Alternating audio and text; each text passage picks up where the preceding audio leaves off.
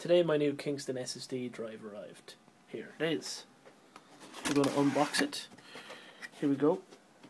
So I primarily use SSD drives on my desktop PC, which you can see here, for my virtual machines. On this PC we have Ubuntu in the right hand side screen and we have Windows 7 on the left hand side screen. I do this primarily because Outlook is the best email client. I find my multitasking is far superior than all tabbing to a remote desktop window, which is the way I used to run it. I used to run a Windows 7 VM on our VM cluster here in the office. So that's where we're at. I'm going to install the drive and reinstall the operating system on my PC, and then I will continue this video.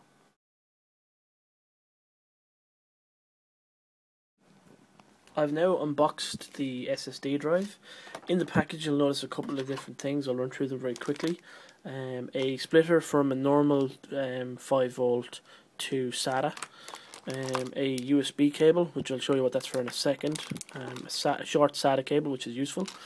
The drive itself, 3.5-inch mounting brackets, which will be perfect for my computer. And then a very interesting tool.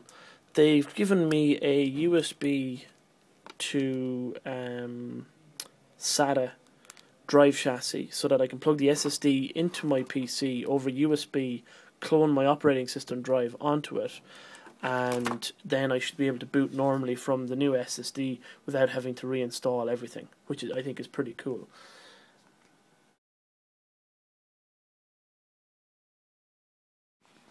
And here we are again. I'm just giving a quick look at the USB adapter that Kingston send. The drive fits extremely snugly in there. You'll see it just fits in very easily, and then the cover goes on the top, slides over it.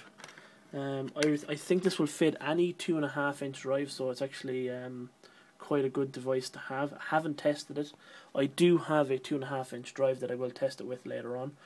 First of all though, I'm going to clone my operating system drive onto this SSD, and then we'll get some idea as to how long it takes for Ubuntu to boot and for my VMs to start up.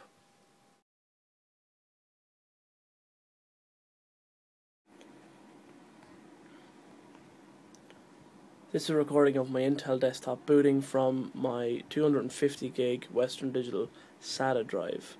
The boot sequence from the time grub loads until the login screen from Ubuntu appears is approximately 36 to 37 seconds. The initial post BIOS checks take a little while, so we're recording it from here onwards.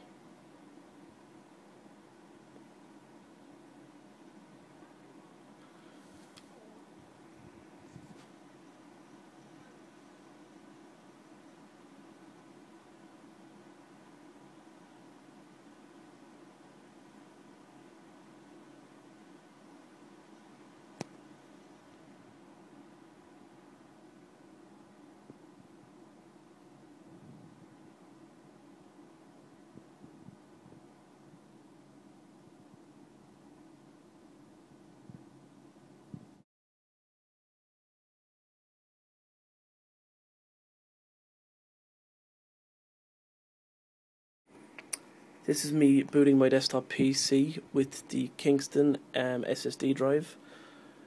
Like we did with the SATA drive, we'll count the time it takes to get from the grub loader until the Ubuntu login screen appears.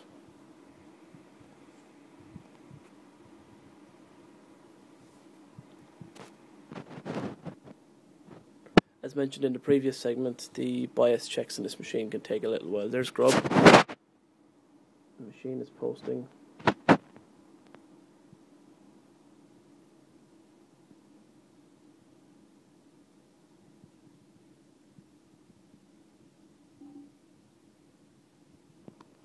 One anomaly that I noticed that I didn't mention the last time, the Ubuntu audible alert for the login screen actually occurs before the screen actually loads. As you can see, that is much faster than the SATA drive. I'll work out the exact times in the video post editing.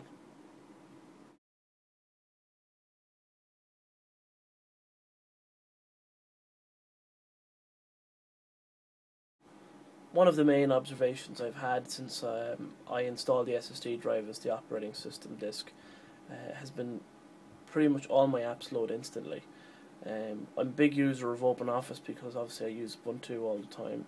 So OpenOffice loads in sub 2 seconds, which is phenomenal considering it's a beast. Other applications I use, VirtualBox. I run a Windows 7 VM on my desktop. That loads so much faster now with the SSD drive in place. Everything else I do on a day-to-day basis has sped up basically by a factor of about 3 to 4. So it's SSD is the way to go. Even in business, we're starting to look at SSD drives from a perspective of servers.